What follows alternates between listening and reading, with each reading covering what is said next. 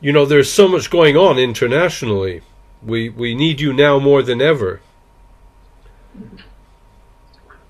Yes, I agree with you that we have a rapidly evolving, or rather a rapidly escalating situation in the world. And from the perspective of Islam, and of course, again, Islamic eschatology, we would have a certain perspective to bring, which might be of some benefit for analysts to incorporate in their analysis. I believe that the Zionist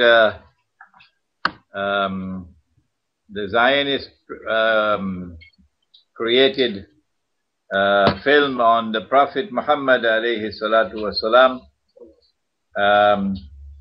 was released at the time when it was released for a certain specific purpose.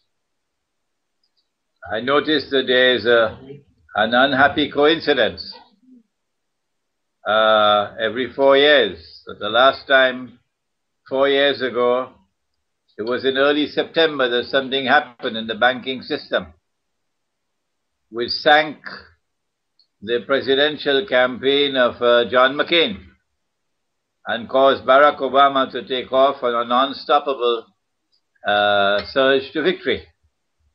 It was early September. And I noticed again in early September, coincidentally, at the time of the anniversary of 9/11, coincidentally, that something has happened which threatens to sink Obama's presidential campaign and cause Romney to perhaps get the kind of surge that he needs that will take him to victory. Appearance, therefore, is that there are forces at work using an act of, what is it called, video terrorism, or is it movie terrorism? A psyop. To achieve through elections what has not so far been achieved on the battlefield. The American administration and the American armed forces have so far refused to be party to an attack on Iran,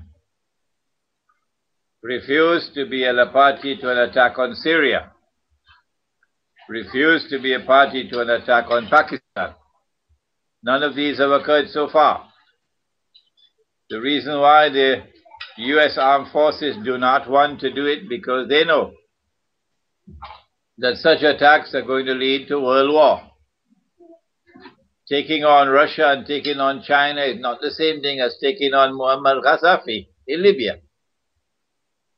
No. Lots and lots and lots of Americans are going to die in a war with Russia. Lots of American cities are going to be destroyed in a war with Russia. And a war with China is going to be an even equally horrific enterprise. And so there is a great reluctance on the part of the American armed forces, and naturally so, to attack Iran and attack Syria and attack Pakistan and risk nuclear war. But Israel usually gets others, the Zionists usually get others to wage their wars for them.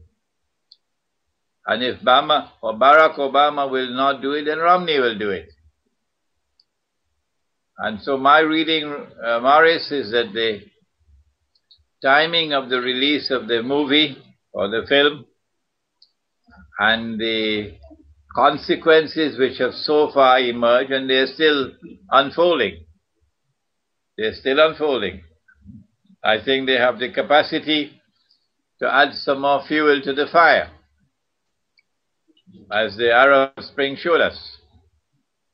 I think that the implications are that we would now see Romney's presidential campaign moving forward with a surge, and Barack Obama's campaign sinking down, because the media is going to capitalize on this to impress upon the American people that Islam now constitutes a menace to the world,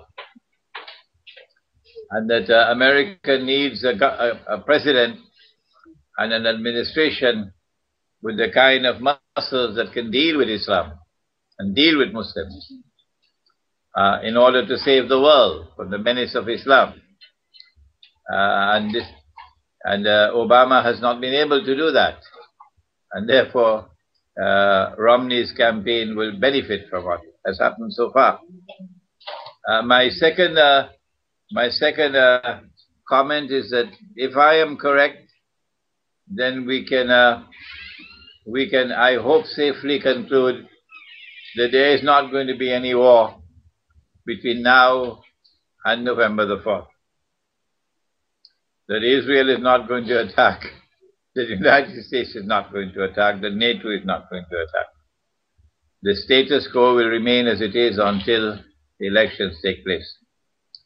After the elections take place, then I can expect sometime in December, perhaps a repeat of what happened 4 years ago in December, when Israel exploited the interim between presidents to attack Gaza, and then pulled out of that attack in order to welcome Obama on January 20th.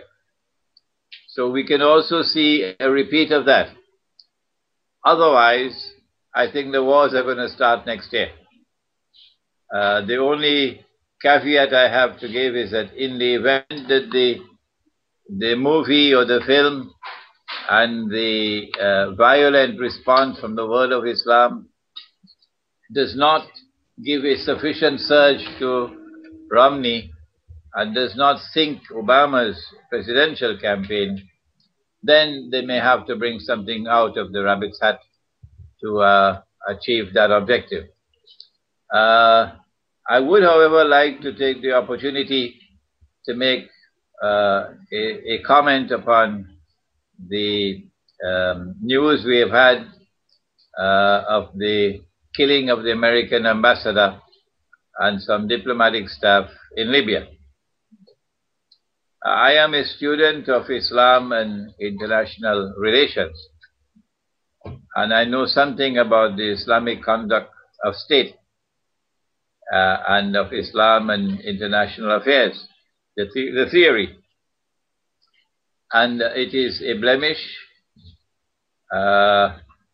it is something shameful from our perspective that Muslims should attack an ambassador of a foreign country who is supposed to enjoy in our territory certain amount of security guaranteed to him by the state. That if he behaves in a manner which is unacceptable to us, we'll expel him, ask him to leave. But you do not utilize the opportunity of his presence in your country to do what they did, to attack this man in his car and kill him. I want to condemn it as harshly as I possibly can, regardless of whatever he may have done, regardless of what the American government may have done, regardless of what the American armed forces may have done in Libya. The fact is, you do not act in this way with people who are ambassadors who represent foreign countries in your territories. We are seeing a rise of this radical element, very much provoked and perhaps engineered. I believe the word is takfiri in Arabic, but what is the answer to prevent the complete extremism that we are witnessing amongst angry Muslims? These are not angry Muslims. These are Dajjal's warriors. Dajjal the Antichrist, the false Messiah. He's also A man like the piper of Hamelin, he plays a pipe, and he gets these people to dance to his tunes. And when he played his pipe in Libya, they danced to his tunes. And now he's playing his pipe in Syria, and they're dancing to his tunes in Syria. There are people who have eyes and yet cannot see. They are just like cattle, or worse than cattle. And it is to the credit of the false Messiah that he's able to recruit these people and use them to fight his wars for him. And they would like us to believe that they're waging a jihad. I say that's not a jihad. It looks more like a Yankee jihad to me. It looks more like a Zionist jihad to me. It's a phony jihad. And I reject it, and I say it has nothing to do with the religion of Islam.